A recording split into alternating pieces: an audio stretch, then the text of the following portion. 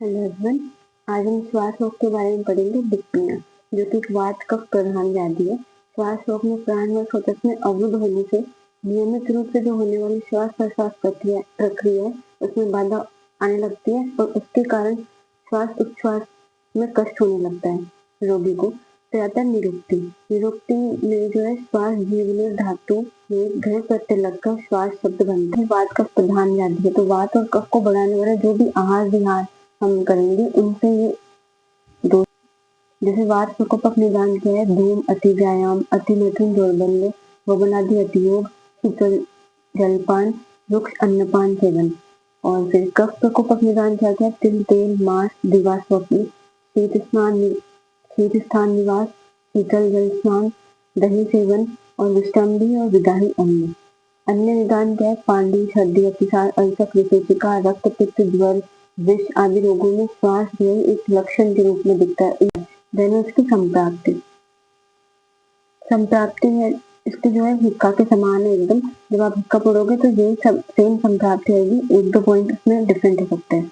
निदान सेवन, जैसे वात और कफ प्रकोपक जो भी निदान सेवन है वो जिससे वायु प्रकोप होगी। प्रकोपित वायु कफ के साथ मिलकर प्राण, अन्न, उदक व श्रोत्रस में रुकावट करेगी। देन कफ द्वारा रुकी हुई वायु से श्वास प्रश्वास प्रक्रिया में तकलीफ होगी और श्वास रोग उत्पन्न होगा।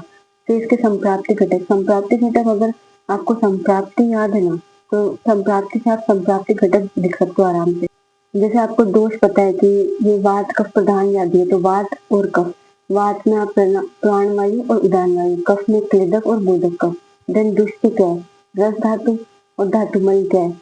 कफ पित्त और त्वचा। अग्नि आम और अग्नि दृष्टि, ये नॉर्मली सब में आएगा संप्राप्ति, सभी रोग के संप्राप्ति घटक में। आम अग्निजन्य, अग्नि अगर कम होगी तो आम उत्पन्न होगा। देन स्रोतस भी आप संप्राप्ति से लिख सकते हो, जैसे यहाँ है प्राण, अन्न और उदक व स्रोतस, वही यह है प्राण, अन्न और उदक व स्रोतस।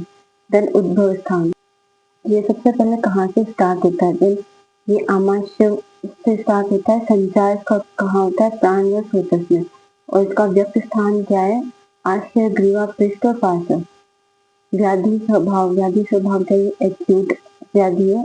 देन रोग भेद, इसके 5 भेद है। 5 भेद कौन कौन से? महाश्वास, छिन्न श्वास, उदर श्वास, तमक श्वास और क्षुद्र श्वास। महाश्वास जो एक वात प्रधान व्याधि है। छिन्न श्वास में वात और कफ की प्रधानता होगी। उदर श्वास में वात प्रधानता होगी। तमक श्वास कफ प्रधानता होगी और क्षुद्र श्वास में वात प्रधानता होगी। फिर इसके पूर्व रूप क्या है? पार्श्व शूल आना है, हित पीड़ा, हृदय में पीड़ा होगी, अर्थी, शंख भेद और शूल।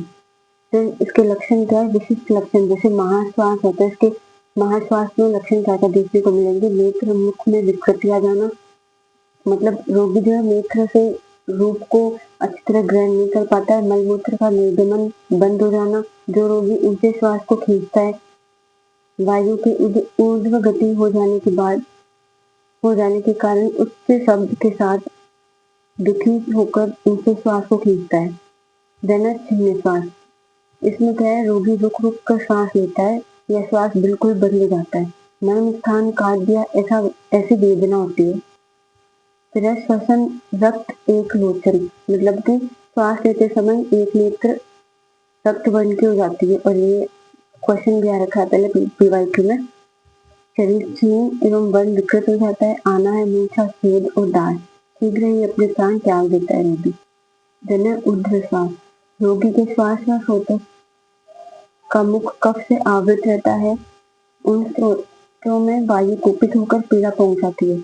Then darkness in front of eye, ये सब इसके लक्षण है। स्वर विकृति हो जाती है, रोगी लंबे श्वास को लेता है, बेचैनी बढ़ जाती है, ड्राइनेस ऑफ माउथ और मन प्रदेश में वेदना होती है। ऊर्ध्व श्वास के प्रकोपित होने पर अधर श्वास रुक जाता है। फिर तमक श्वास में ड्राइनेस ऑफ माउथ, रोगी के नेत्र सदा ऊपर चढ़े हुए लगते हैं, गर्म वस्तु हितकारी होती है, बार बार खांसी आती है। यदि खास का वेग बढ़ जाए तो रोगी बेहोशी को प्राप्त होता है, निद्रा नहीं आती और सोने पर दोनों पसलियों में कुपित वायु वेदना करती है। फिर इसका निदान क्या है? मेघ, अम्बु, कोल्ड एनवायरमेंट, पूर्वी वायु, कफवर्धक आहार विहार, इनसे ये बढ़ता है। फिर तमक श्वास के दो भेद है, प्रतमक और संतमक। प्रतमक में क्या होता है, पीड़ित व्यक्ति में ज्वर, मूर्छा ये दोनों उपद्रव रूप में पाए जाते हैं। और संतमक श्वास में क्या होता है, उदावत रोग के कारण ये होता है, मुख नासिका मार्ग में धूल प्रवेश के कारण और मलमूत्रों के वेग को रोकने से संतमक श्वास होता है। इसमें रात्रि के समय ये अधिक रहता है और शीतल आहार विहार से ये शांत हो जाता है और रोगी को ऐसा लगता है मैं अंधकार में डूबा जा रहा हूँ। देन लास्ट टाइप है इसका शुद्ध श्वास। वृक्ष आहार सेवन से, श्रम करने से, जैसे व्यायाम हम ज्यादा कर रहे हैं, श्रम करने से उत्पन्न हुई वायु कोष्ठ में कुपित होकर ऊर्ध्व प्रदेश में बढ़कर शुद्ध श्वास उत्पन्न करती है। कष्ट नहीं होता, इसमें ज्यादा कष्ट नहीं होता, भोजन जलपान की गति में रुकावट नहीं होती, इंद्रियों में व्यथा भी नहीं होती। तो इसकी साध्य असाध्यता क्या है, महाश्वास, श्वास और ऊर्ध्व श्वास जो असाध्य है। फिर तमक श्वास जो है, नया तमक श्वास अगर होगा तो वो साध्य है और दीन तमक श्वास कृत साध्य है।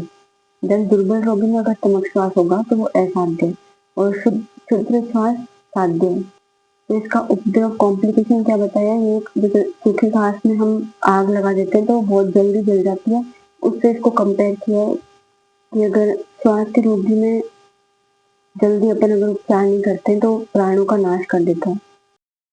Thank you. मेरी next video with another disease.